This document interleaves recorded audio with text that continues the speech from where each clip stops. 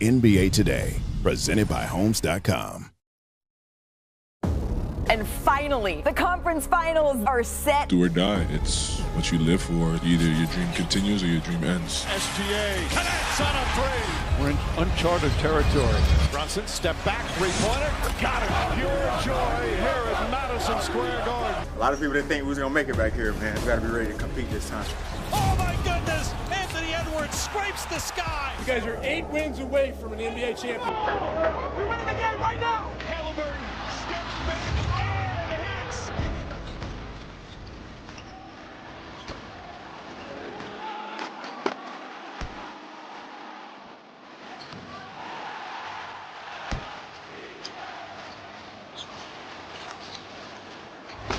Bring your A game. It could all be over with, all for nothing. And then there were 4. The Knicks, the Pacers, the Timberwolves, the Thunder. They've all punched their ticket to the conference finals, meaning we will see a new team crowned champion, the 8th different NBA champ in the last 8 years. But the wait's been so much longer for these 4 fan bases. Sure, the Pacers and the Wolves, they made the conference finals last season, but neither franchise has ever won a title. And then there's the Thunder. The record books, they may say they won a championship in 1978 as the Sonics, but that banner, along with many of those fans, they never actually made the move from Seattle. And then there is the Knicks. 25 years of demons. Looked like they were being exercised throughout the New York streets outside of Madison Square Garden after getting back to the conference finals. Just imagine what would happen if they could end their 52-year title drought with a big stage. You know, we had to bring in our big man, Big Perk here. Perk, I'm curious what you see here when you're looking at the best player that's left here of these last 4 teams. Who is that? Oh, he's 6'2" and thick, and he go by the name of Big Body Brunson. That's who I'm thinking of, Malika. Right, second in the postseason and 6th in the postseason in scoring, second overall points in the postseason, and he's the most clutch player in the postseason, leading all players with clutch points. Here's the thing about Big Body Brunson. Not only will he get it done at home in Madison Square Garden when it comes down to the fourth quarter, but damn it, he takes it on the road as well.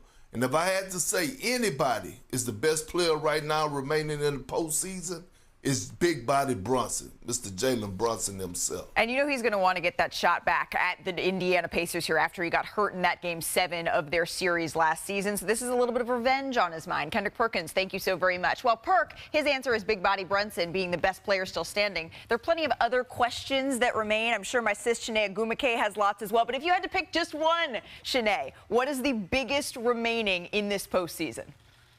Of the final 4 teams remaining in contention, their success may not be predicated by their number 1 option. It actually might come down to who is the best number 2. And we've seen some pretty solid performances, starting with the T-Wolves, Julius Randle, who averaged 25 points per game in the last series, bringing his best version of basketball. Don't sleep on Pascal Siakam, who's actually leading the Pacers in scoring this postseason. Karl Anthony Towns has to play huge. There's a number of guys, if you think about it from top to bottom, you know, you need these types of guys like J-Dub to perform. He responded from 6 points in Game 6 to 24 in Game 7. We saw that explosion of 17 points in the second quarter. The number 2s might actually dictate who finishes number 1. Yeah, absolutely. What other who steps up? That could change everything here in this season. It could elevate one team to the mountaintop. And I don't know about you, sis, but for many people, this is shaping up to be the Thunder's to lose here. Because take a look at this. When you look at the path, the Thunder, they entered as the favorites. But the next 5 teams on the board,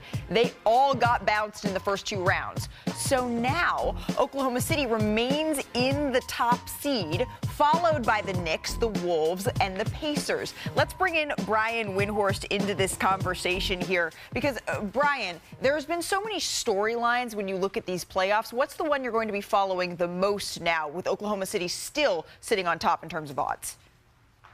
I think all 4 of them could win it. I know that the Thunder have been the favorites for a while, And I think their fastball is the best fastball, but they have proven vulnerable at times. And if you go and take a look at the Wolves and the Pacers, you could argue that those have been the best teams in the league for the last 2 months. If you look at how strong they finished and how well they've handled their business in the first 2 rounds, certainly they have shown the profile of a champion. And the New York Knicks, the level that they played to eliminate the Celtics in Game 6 at Madison Square Garden, if that's indeed who they are, if that's their ceiling, there's 8 wins left for them to get. That is the type of explosion that we have seen in the past when we see teams play their best basketball at this time of year. We saw it a year ago with the Dallas Mavericks. They reached their top level at this point in the season. Maybe that's what the Knicks are doing. I got all 4 of these teams with a real shot to take home this title. It feels like we are seeing now the NBA that Adam Silver envisioned when he said, all right, let's make sure that we flatten, we put a second apron in place, and we make sure that everyone has an equal shot. And what I love is these 4 stars, one of them is going to win their first ring. But before we go any further, we got to put a cap on the weekend here, Brian. After all, we had the best words in sports. We had a Game 7 yesterday. So let's get to it. The biggest storyline going into this game was the health of Aaron Gordon. Our Shams reported that he had a grade 2 hamstring strain, and yet he still gave it a go. And the Denver Nuggets gave it their best punch out the gate. Here's David Adelman on AG. Aaron Gordon is incredible. What he played with today, I don't know many people that would even attempt to go out there and run up and down, and he did it in a Game 7 against Oklahoma City on the road. That was one of the most incredible things I've ever seen. Gordon had 8 points, 11 rebounds in the game, but the other incredible part of this one was the Thunder defense. Perk, you were watching this matchup on Jokic. You damn right I was, and Alex Caruso championship experience kicked in. He was the MVP of that game. His tenacity, his force set the tone, and all of a sudden we saw that Thunder defense that we've been watching all season long turn up in great fashion, especially when it came down to the deflections, the activity, the physicality. That's what they do. They were the #1 defensive team in the league for a reason. They scored 37 points off turnovers. It's the most by a team in a Game 7 since 1998. That brings us to our play of the game, brought to you by Dave & Buster's. The Thunder coming out in transition here. Cason Wallace finishes with the left-handed jam over Jokic. Big play there, and the Thunder bench loving it. In the 4th, finishing touches here for Oklahoma City. SGA gets inside. Nice little finish there. SGA, he finished with 35 points. The Thunder stormed their way into the Western Finals. Here's SGA. We can win no matter the environment, no matter the type of game. It could be ugly, it could be pretty, it could be high scoring, it could be low scoring. It could be a lot of free throws, it could be no free throws. Like, no matter what it is, we can find a way to win. And I think that's very important this time of year. We play a really good team in the Timberwolves, and we got to try to beat them 4 times before they beat us 4 times. And that's all I'm worried about, all our team is worried about. Like Dub just said, just trying to be where our feet are in the moment and see what's in front of us and try to attack it and come out on the right end of it. I think that's why we've gotten this far in the season, and we're going to continue to do so. So, Brian, I thought Bob Myers put this really well before this game. He said the Thunder have a chance to show us they are who we think they are. They did just that in Game 7. Did they prove they are ready now for what is around the corner in the West Finals?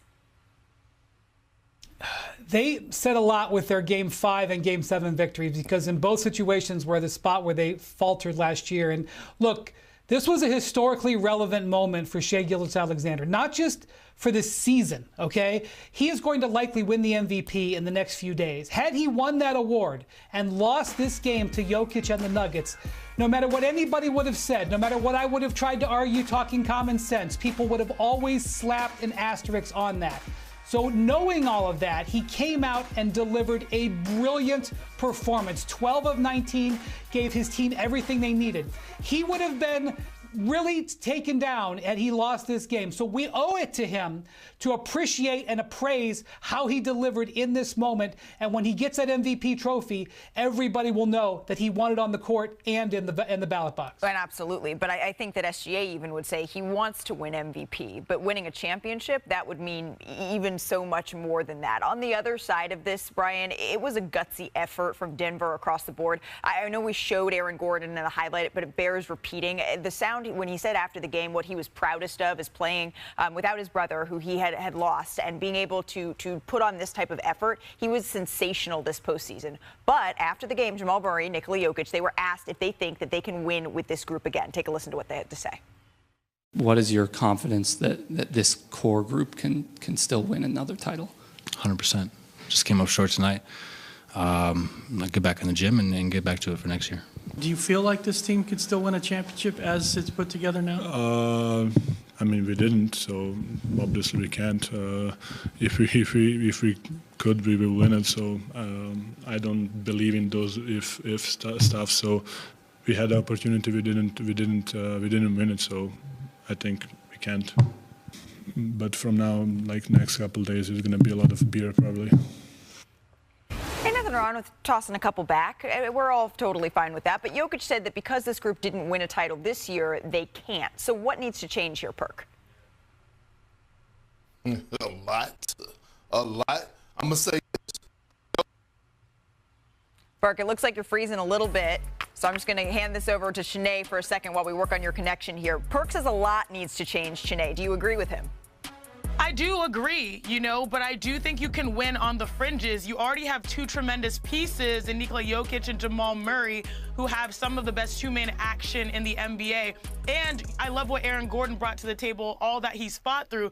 But when I think about this squad, what was exposed was their lack of a secondary playmaker. Jokic with, Caruso on him, that was completely the biggest adjustment that neutralized and, made their offense completely stagnant. If you had another ball handler out there that could initiate offense, I could say Jokic, instead of starting on the top of the key, go inside the paint where if they're going to guard you with the Caruso, all you have to do is turn around and finish with a layup. I think that playmaking ability was an underrated aspect where he was a machine for so many matchups and games and triple doubles. If they had someone else that could alleviate the pressure, my man on the stand, he still looked stressed when the game was over. That's why he said he needed a beer. Like he needs someone to take the pressure off. He wore so much, especially with the coaching change, and I commend Jokic for fighting through all of that adversity. And health was certainly a factor in all of this, Shanae, but at the same time, it still looked like David Adelman, they trusted 5, maybe 6 guys at any point, depending this postseason. There's a reason why there was a head coaching change, a general manager change, Brian. What's the next change that you foresee Denver making?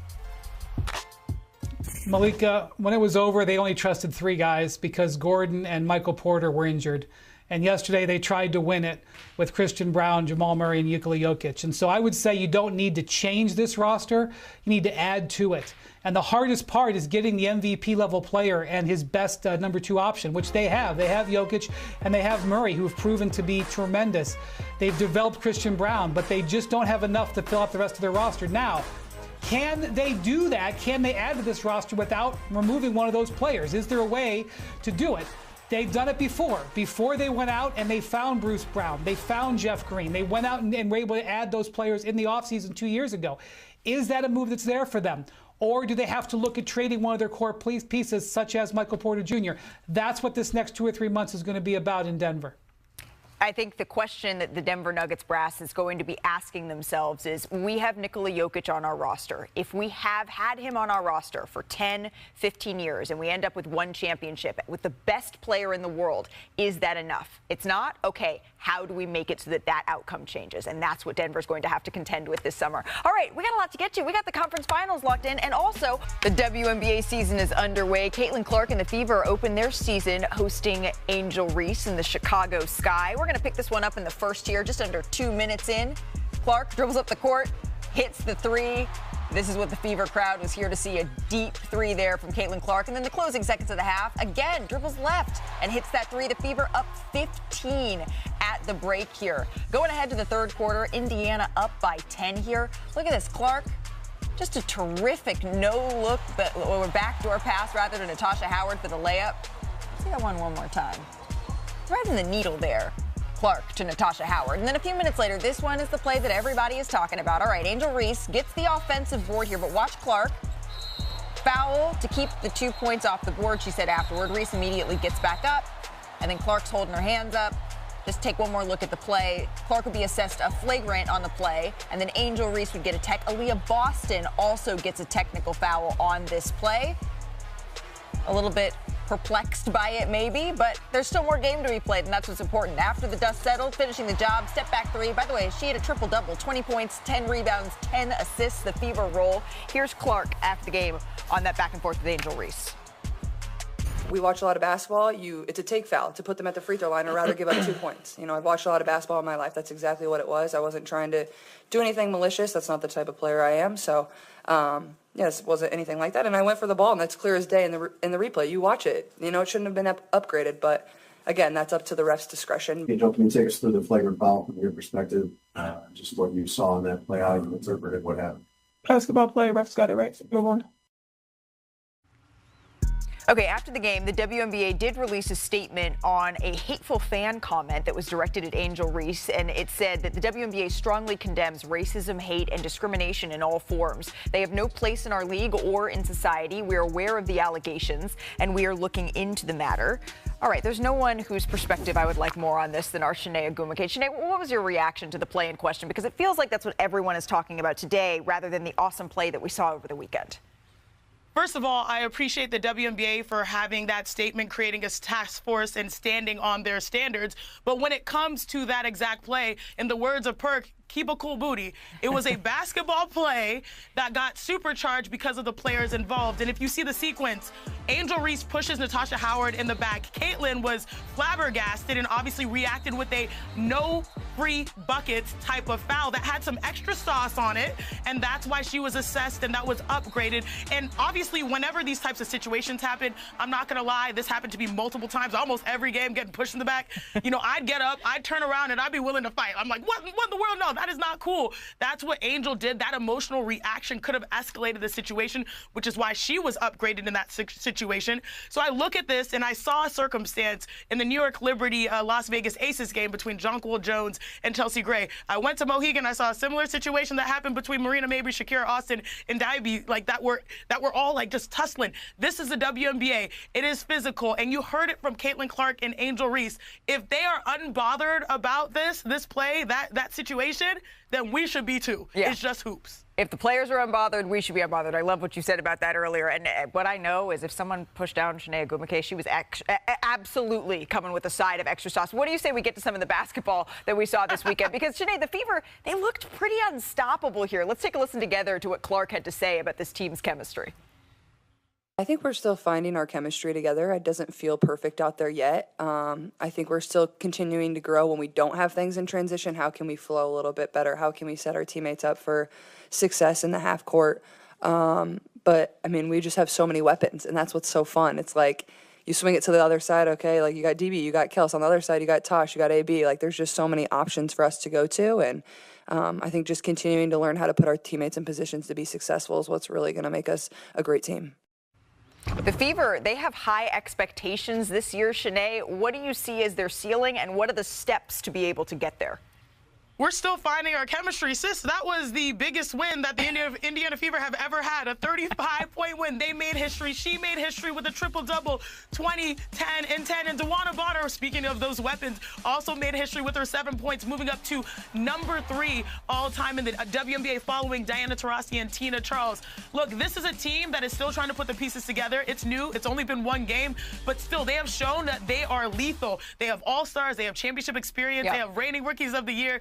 They've got it all. They just have to do the work. But I love what I have seen so far from the Fever. And they went out there and they got the veterans that they needed to in order to be able to truly make the steps to be contenders. And we didn't even see Sophie Cunningham in that game against the Chicago Sky. So there's still more that we could see here from the Fever. It's time to take it coast to coast now, Chiney, because we got a lot more WF action to get to. The Liberty, they raised their first ever championship banner on Saturday. Then they had a statement win, overcoming 31 points from the reigning MVP A'ja Wilson to beat the Aces 92-78. Did the Liberty look every part of the favorites to repeat, Chiney? Oh, 100,000%. Natasha Cloud is the new X Factor. We already knew the Liberty were one of the best offensive teams, the best passing team. Now they added a defensive dog who in their debut, it was nearly flawless. 22 points, I believe like 9 assists, 6 or so rebounds. It could not have gone more perfectly, not only for Cloud, but also a chance to repeat. How about Paige Beckers? Wasted no time, Chiney, getting on the board in her WNBA debut, scoring the Wings' first points of the season. But it was Napheesa Collier who stole the show, dropping 34 in the Lynx win. Chiney, is this just the start of the revenge tour for Fee? Are you smelling maybe an MVP? Look, I absolutely am. I think right now it's Napheesa Collier that are a lot of favorites, and also Caitlin Clark. If you think about it, A'ja Wilson as well. But Fee, every year she adds to her game and her bag. She's one of the most unguardable players in the W. We're going to hear from Napheesa. She's going to join us later on NBA Today. Coming up, though, Welcome back to NBA Today, presented by Homes.com.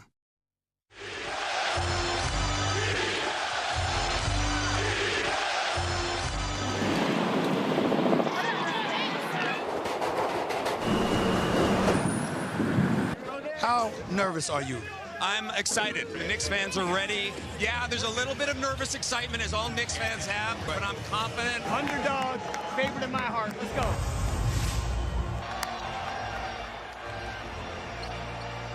Brunson, back to Anunoby. Great give and go. You get your stops, push it up the floor. Punch. Blocked by McBride. Hart. Arriba, levanta la bola, saca la falta, acción de 2 and 1. For the first time in 2.5 decades, the New York Knicks are going to a conference final.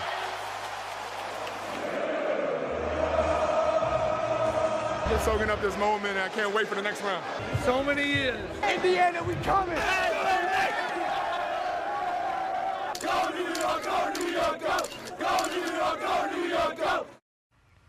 I don't know why, but the pure joy of Timothée Chalamet, it definitely does not get old to see. It's the Mecca, Madison Square Garden, the world's most famous arena, and it's lived up to the hype this postseason. Shanae and Brian, you were in the building for that clinching Game 6. Perk and I wished we were there because there's nothing like that environment. There's nothing like that atmosphere. Shanae, do you think, though, it's like a true advantage? Do you think that it changes things for the opponents coming in? Absolutely. Yeah. My voice is just now starting to recover, and I'm not a New Yorker.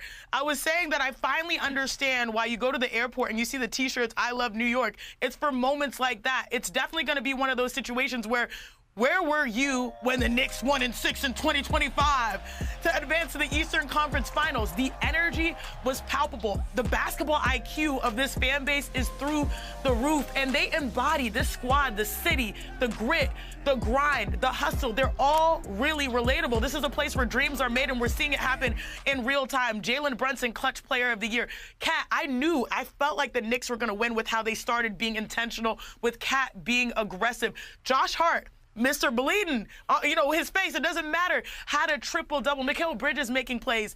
This city is built different, and so is this squad, and I've never experienced anything like being in the Garden for that moment. Yes, it's truly special. Yeah, there was a remarkable alignment there, Malika, because it was a moment where the crowd has never been more involved in the game, and the Knicks had never played better. That was far and away their best performance of the year when the crowd wanted it and was giving the most. So those are special moments that you remember. But it is important to point out they have lost 3 times at home this year, and the Pacers came in and beat the Cavs on the road in Game 1 last round. So none of that carries over. The energy maybe from the crowd, but they don't get to take those points over. And I'm sure Tom Thibodeau is making that clear to them heading into They can Wednesday. get 48 hours, Janae, Brian, Jalen Brunson actually kind of agrees with Brian. He spoke earlier on the MSG crowd. Take a listen. I think it was very important and great for the fans to have our backs and celebrate the way they did. But for us, we know there's a long way to go. And so we don't really look at it as an accomplishment. It's just the next step. We're grateful, we're thankful, but we know there's a long way to go. See, that kind of sounds like what Brian was saying, but both home courts, they're going to be a factor in this Eastern Conference Finals. Let's go in the bonus. This will be a rematch of the conference semis last year when the Pacers walked into Madison Square Garden and won Game 7. The Knicks will be looking to avenge that heartbreak from that game this time around, but both teams, they're a little different than last year. The Knicks have Karl-Anthony Towns. The Pacers have a healthy Benedict Mathurin. The Knicks won 2 of the 3 meetings this season, and Cat averaged 30 points a game in the matchup. Also, Mikal Bridges as well. And it's a series that'll be nostalgic. These two teams, they haven't played each other in the conference finals since 2000. But flash to now, our resident detective, Big Perk, I hear he spies 2 players that need to step up if they want to get to the finals. I'm Kendrick Perkins, better known as Big Perk, and nothing gets past me. Freeze! Just when you thought it did get past me, there I am. I spy a problem. I spy it all. Carry the hell on.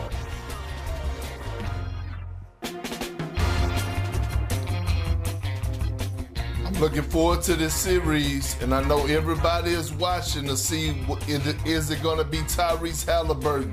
Is it going to be Big Body Brunson?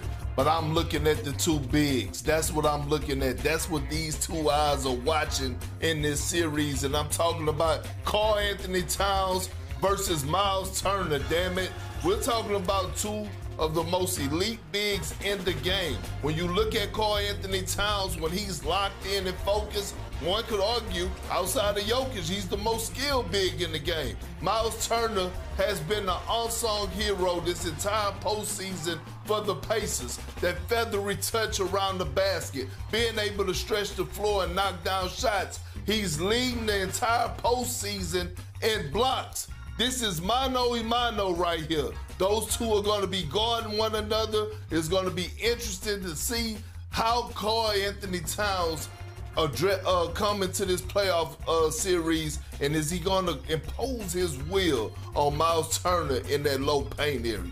Both really good shooting bigs to keep an eye on. Now to the team that the Knicks knocked out. After Game 6, sources told ESPN that reigning Finals MVP Jaylen Brown finished the season with a partially torn right meniscus. Now, Brown had been playing in pain during the last month of the regular season and the playoffs. Here was President of Basketball Operations Brad Stevens on what lies ahead. The reality is like I said, we have a lot of good players. We're in a unique situation. They're all under contract. And obviously, as you pointed out, there are, several basketball penalties that will come with that amount of salary. And so we just have to weigh it all and make those decisions. And again, I'll have more clarity after we meet and talk and go through it. Well, Brad Stevens sounds like he knows the reality of the new CBA. Look at this. The Celtics head into next season with a bill of $466 million when you account for salaries and luxury tax payments as well. Boston has the highest payroll next season, and they're $22 million over the second apron. So, Brian, what do you expect them to do, especially given that Jason Tatum could be out for the majority, if not the entire season next year? Well, that bill doesn't include Al Horford. So, I don't know if you can negotiate him back for less salary, but he certainly had a very good year. If you re-signed him for the same exact number, it's over $500 million, and that's where we've been getting that number. He did have some good news in that Jaylen Brown's meniscus injury, he kind of implied that they're going to just watch it and give it rest. He didn't imply that he might need surgery. So that was a good sign there, because if that needs to happen, then you have a whole nother situation. The reality is this. They have a new ownership. The new ownership has not taken over yet. They have not completed the sale. Therefore, they cannot show us their plans or communicate their plans. So, no matter what happens, Brad Stevens, to a certain extent, is in a holding pattern. And until we find out what those new owners want to do and what their appetite is for spending, we're all just speculating and making projections. I do think that there is some sense that the Celtics could reduce their payroll a little bit and sort of take a half step back, let Jason Tatum heal, and then ramp back up, a so-called gap year. But that is something that is complicated, and we're not going to know for a while. Yeah, we saw the Warriors pretty perfectly execute that gap year. You can debate the pick and all of that sort of thing, but they were able to get back to winning another championship after they had to spend time without Steph Curry, without Klay Thompson. Can the Celtics replicate that here? That's a question that they're going to have to ask themselves in the offseason. Brian, thank you so very much. But the future, it's right now for SGA versus Anthony Edwards. Guys, it's going to be an instant classic, but which star will shine the brightest on the biggest stage? You won't want to miss what Perk has to say about that. Back after this. That was 21 years ago. Time flies. Also, happy 49th birthday to KG. 2004 was the first time the Timberwolves made the conference finals, and they're back this season for just the third time ever. And check out Anthony Edwards, just 35 points away from passing KG as the franchise leader in playoff scoring, and he's just 23 years old. The West Finals, it starts tomorrow on ESPN, and he spoke at yesterday's practice. And what do you like most about playing for Finch? The freedom he gives us. As long as you play defense, he'll let you do anything offensively. So yeah, pretty much. Does he actually say it in those words? Nah, but I know what he be thinking. Like, as long as we guard at a high level, because that's what we hang our hats on, the defensive end. So as long as we get stops, it don't really matter what shots we get, because we know we're gonna get stops down there. So we'll be all right. All right, Perk. Ant says that defense is going to carry this team. What do you think is going to be the factor that decides the Western Finals? I know they haven't started, but let's make some predictions here. Oh, look, defense is a small. No, Mr. Edwards. We got SGA, right? We'll talk. Shanae, he says it's going to not just be a small part. Yes, please. I'm going to pick up where Perk left off. As always. Because I think we're on the same time. We're brother and sister here.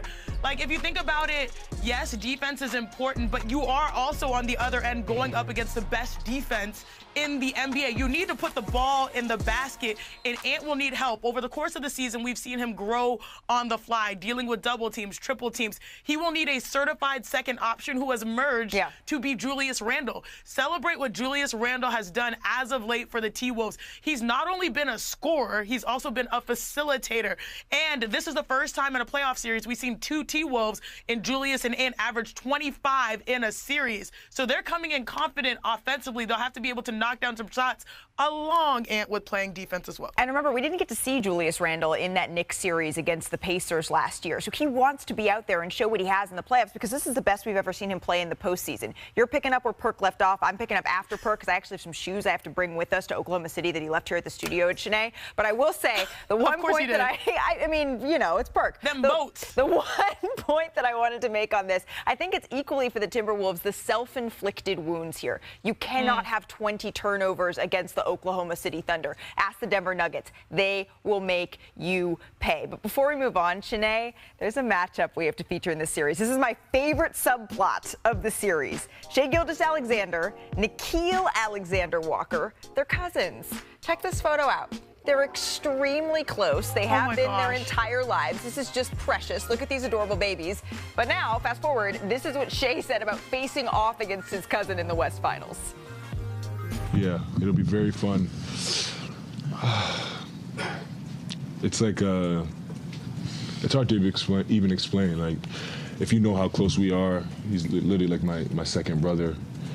He's been through every stage of life with me, from picking up a basketball to going to prep school to making the NBA. Like, we've gone through every situation together.